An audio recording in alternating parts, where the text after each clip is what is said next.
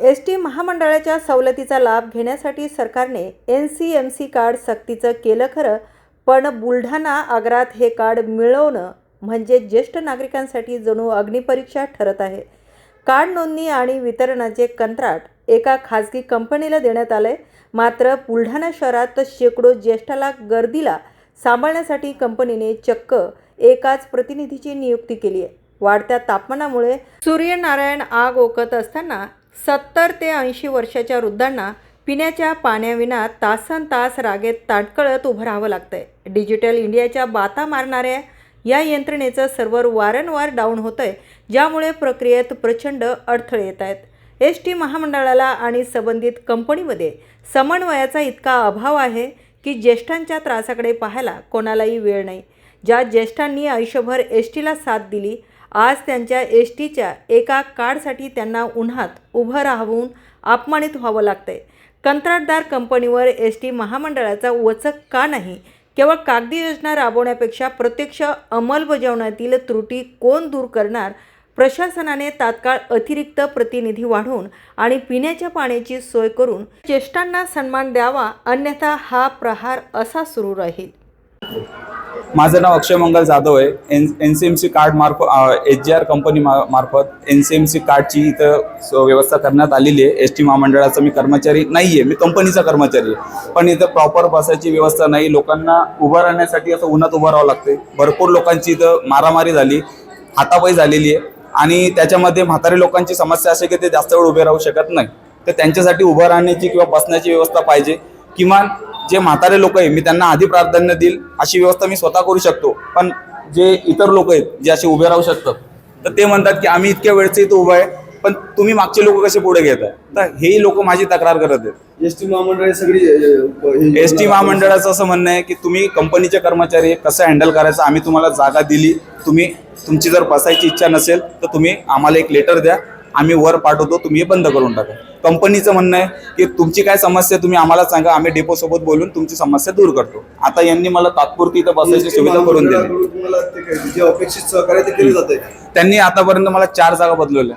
प्रत्येक ऑफिसमध्ये त्यांना डिस्टर्ब होते लोकांच्या गोंधळामुळे, माझ्यामुळे नाही. लोकांचा गोंधळ एवढा आहे की लोक म्हणतात की बा आम्ही सकाळपासून 6 वाजेपासून उभा आहे, पण आमचा नंबर का लागत नाही.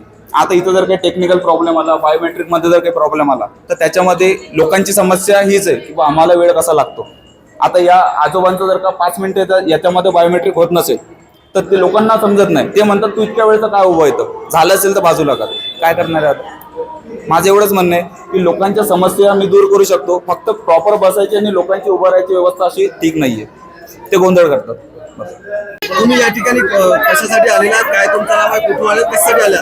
माझं नाव आहे रुचिका सराफ. मी बुलढाण्यावरूनच आलेली आहे आणि ते अर्ध तिकीट करायसाठी आलेली आहे. पण आम्ही सकाळी 7 वाजेपासून इथे आलेलं आहे, पण त्यांना फक्त नावं नोंदून घेतले ना, आता काम करायसाठी कोणीच नाही आहे.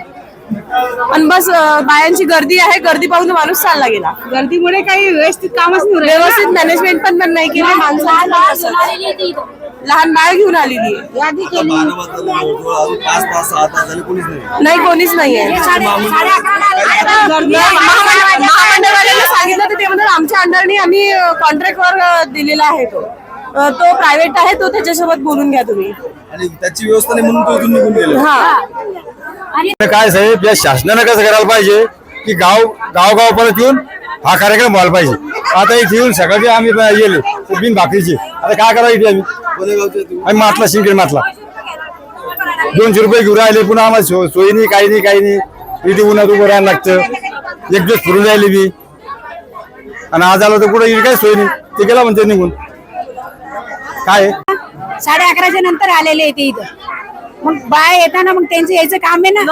200 रुपये घ्यायला लागले का, फुकट थोडीच करायला लागले, ते पैसे घ्यायला लागले ना. मग त्यांची व्यवस्था पाहिजे ना चांगली. ती 200 रुपये घ्यायला लागले. नमस्कार, माझं नाव अमोल गिरीधर गडलिंग, आगार व्यवस्थापक बुलढाणा आगार. सध्या राप महामंडळातर्फे सर्व प्रवाशांकरिता त्यांचा प्रवास सुखकर व्हावा आणि तिकिटांची लोकांना अडचण जाऊ नये याकरिता एक नवीन योजना चालू केलेली आहे. NCMC कार्ड योजना असं त्या योजनेचं नाव आहे. त्या अंतर्गत सर्व प्रवाशांना जेवढे सवलतधारी प्रवासी असतील त्या सर्वांना 199 रुपयात रापा महामंडळातर्फे एक कार्ड देण्यात येईल. त्या कार्डानुसार त्यांनी प्रवास करताना ते सोबत बाळगणे आवश्यक आहे. सोबतच सर्व प्रवाशांना या कार्डाद्वारे अमृत ज्येष्ठ नागरिक, ज्येष्ठ नागरिक 65 वर्षावरील ज्येष्ठ नागरिक, अमृत ज्येष्ठ नागरिक, महिला सन्मान तसेच दिव्यांग व्यक्ती व विविध सवलती या सर्वांकरिता हे कार्ड आवश्यक आहे. बुलढाणा आगारातर्फे आपण सर्व प्रवाशांना असे आवाहन करण्यात येते की सर्वांनी या योजनेचा लाभ घ्यावा, जेणेकरून प्रवास करताना आपण कार्ड बाळगल्यास आपल्याला तिकिटांची तसेच पैशांची अडचण जाणार नाही व आपल्याला लवकरात लवकर तिकीट मिळून आपला प्रवास सुखकर होईल याची काळजी घेता येईल.